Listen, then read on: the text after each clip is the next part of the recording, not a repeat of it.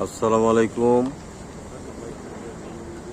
মসজিদে নববী থেকে এক স্বল্প পরিসরে ভিডিও করতেছি। মসজিদে নববীর মসজিদের ওপরে যে সবুজ গম্বুজ, এই সবুজ গম্বুজটা শান্তির প্রতীক। এটা বহুদিন আগে থেকেই এটা সবুজ কালার করা থাকে। এই সবুজ গম্বুজ সারা বিশ্বের বিভিন্ন এলাকা থেকে, সব দেশ থেকে সবুজ গম্বুজের টানে ছুটে আসে এখানে মসজিদে নববী। আমি দাঁড়িয়ে আছি মসজিদে নববীর বাইরের অংশে। এই মসজিদে নববী বেশ চমৎকার। ভেতরটা, বাইরটা চমৎকার, ভেতরটা আরও চমৎকার, সুন্দর, স্বর্ণখচিত সোনা দিয়ে অনেকগুলো অংশ পালিশ করা আছে। মন জুড়িয়ে যায়, মনে প্রাণ জুড়িয়ে যায়। বেশ কয়েকদিন নামাজ আদায় করলাম এখানে, তাতে খুব বেশ ভালো লাগলো। এই যে এই পিলারগুলো আছে, পিলারগুলোতে আছে ছাতা। গোটা মাঠ এই ছাতাটা সকালবেলা ওপেন করে দেয় এবং পুরোটা ঢেকে যায়।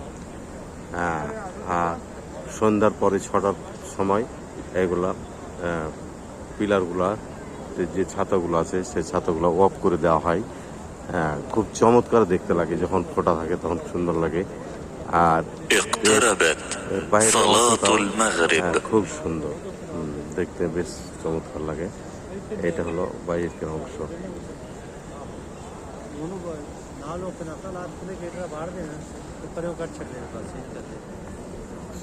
সুন্দর মসজিদে নববীর বাইরের অংশে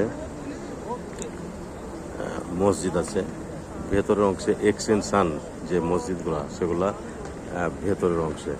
আর মূল মসজিদ হলো ওই গম্বুজ আছে, গম্বুজের মধ্যে গম্বুজওয়ালা, এইটা হলো মূল মসজিদ। এই মসজিদের সামনের অংশটাই হলো আসলে মসজিদ। এখানে এর ভেতরেই আছে রিয়াজুল জান্নাহ, যেখানে 3 জন আমাদের হযরত মুহাম্মদ সাল্লাল্লাহু আলাইহি সাল্লাম সহ আবু বকর এবং ওমর, এই 3 জনের ওখানে কবর আছে। আরেকটি কবর ফাঁকা আছে, যেটা নাকি হযরত ঈসা আবার পৃথিবীতে আসার পরে মৃত্যুবরণ করলে ওখানে তাকে দাফন করা হবে। এই হলো কথা। আর এই মসজিদে নববীর এই যে বিরাট চত্বর সহ যে ভেতরের এলাকাটা, এখানে 7 থেকে 10 লক্ষ লোক একসাথে জামাতে সালাত আদায় করে থাকে, করতে পারে। এই পর্যন্তই ছোট পরিসরে। সামনে এই নওয়াবের ঠিক দক্ষিণ পাশে যে বিরাট ওই ফাঁকা এলাকা আছে, এটা হলো জান্নাতুল বাকি কবরস্থান। লাখো লাখো সাহাবীর এখানে কবরস্থান আছে। আগামীকালকে সকালে ভিজিট দেবো ইনশাআল্লাহ। আমরা এই নববীতে, মসজিদের নববীতে সালাত আদায় করতেছি বেশ কয়েকদিন যাবৎ। আমরা 29 তারিখে চলে যাব, তার আগে পর্যন্ত এখানে সালাত আদায় করব ইনশাআল্লাহ। আমার স্মৃতি হয়ে থাকবে মৃত্যু পর্যন্ত এই মসজিদ নববী।